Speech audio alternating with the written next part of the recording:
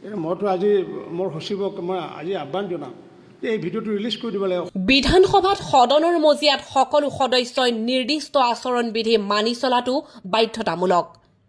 গণতান্ত্ৰিক ব্যৱস্থাৰ অন্যতম সৰ্বোচ্চ মন্দিৰ হিচাপে অসম বিধানসভাৰ মৰ্যাদা আৰু গৰিমা অক্ষুণ্ণ ৰখাটো সকলো সদস্যৰ দায়িত্ব।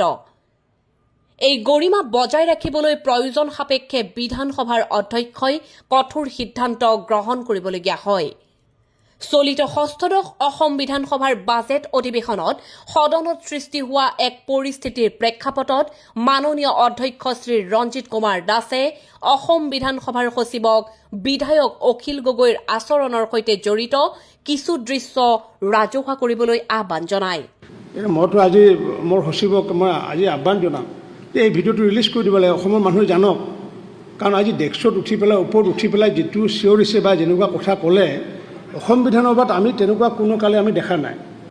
অধ্যক্ষৰ মতে এই দৃশ্যসমূহ ৰাজহুৱা কৰাৰ উদ্দেশ্য হৈছে সদনত সংঘটিত ঘটনাৰ প্ৰকৃত পৰিস্থিতি জনসাধাৰণৰ সন্মুখত দাঙি ধৰা, যাতে কিয় এনে সিদ্ধান্ত ল'ব লগা হ'ল আৰু ইয়াৰ প্ৰয়োজনীয়তা কি আছিল সেই বিষয়ে সকলোৱে স্পষ্টভাৱে বুজিব পাৰে।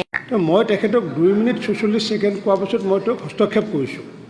তাৰপিছত তেখেতে ডেস্কত উঠি পেলাই আমাৰ সেইবোৰ ভিডিঅ' দেখুওৱা নাই।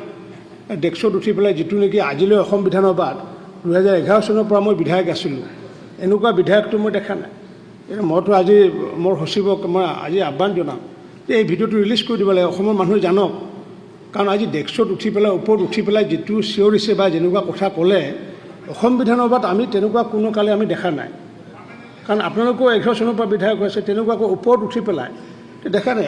অসম বিধানসভাৰ গৰিমা মানুহে বিচাৰি আছে যে ভাল হওক, যে কোনোবা এজনৰ কাৰণে গৰিমা বেয়া হ'ব, সেইটোৰ কাৰণতে আমি কেতিয়াও আমি থমকি নৰওঁ।